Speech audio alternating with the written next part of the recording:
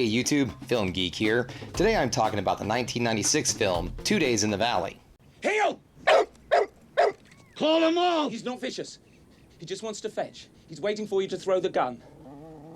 I'm telling you, you better get over here and drag him away, or I'll shoot him. And then I'll shoot the both of you, too. Do you have something to do with that car that blew up on Mulholland? I was supposed to be in the car. And there's a man that's going to come looking for me. A man who wants to finish the job he botched. 2 Days in the Valley is directed by John Hertzfield, and it's starring Terry Hatcher, Jeff Daniels, Danny Aiello, James Spader, Eric Stoltz, and Charlize Theron.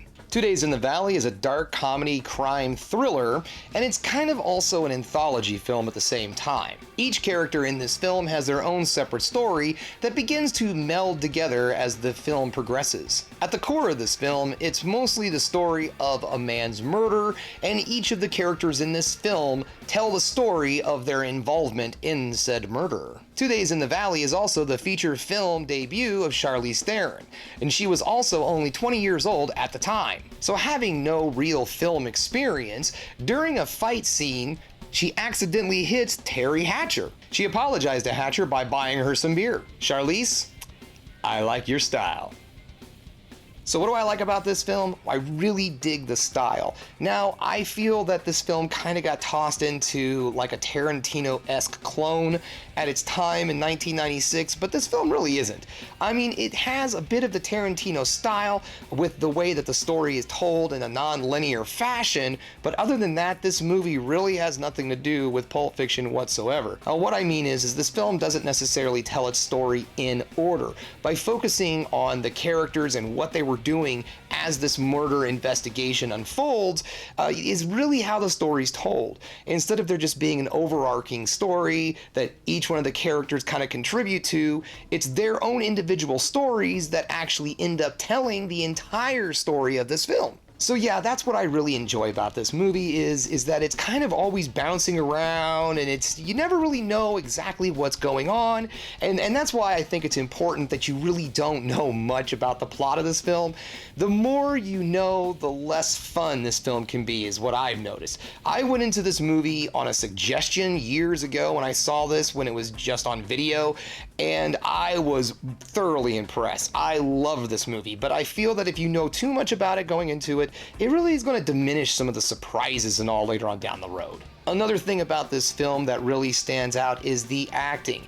Now, overall, everybody does a good job. However, there are two really big standout performances in this movie. One of those is, of course, James Spader. What do you expect from James Spader? Now, he plays a real psychopath kind of hitman who has this whole thing with like a stopwatch where before he kills somebody, he lets them know that this is the last minute they're going to be alive, and then he just lets it tick down on a stopwatch. It's actually, in a way, really freaking dark when you think about it, and James Spader's character just kind of eats it alive, and he's just this really oddball kind of guy, and man, James just does a fantastic job. But he's not the only person that does a great job. Another standout performance is Danny Aiello. Danny Aiello plays another one of the hitman, except this hitman isn't a real crazy psychopath. He's actually a guy looking for redemption. Earlier on in his career, he had made some really bad choices that cost him a lot of great jobs down the road and a whole bunch of money.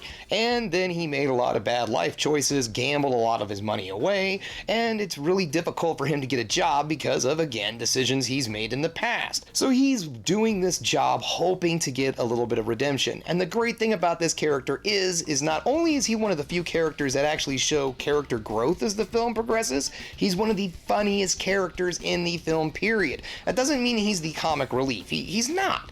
It's just that his character is the funniest one. All of the great, really funny moments in this film take place with either him being real witty or really good at physical comedy, or in some way, Danny Aiello is really part of every laugh in this film. Okay, so if you're curious about this movie and you want to check out 2 Days in the Valley, well, if you're a HBO Max subscriber, you can watch it right now for free. However, if you don't have the service, it is for rent out there. You can find it on YouTube and Vudu. Alright guys, that brings us to the end of another Film Geek video. If you liked what you saw here, go ahead and give me the thumbs up, subscribe to the channel, and of course ring that bell for notifications so you know when I put another one of these videos up. And if there's another thing you can do, folks, that is keep watching movies. You know I'm gonna.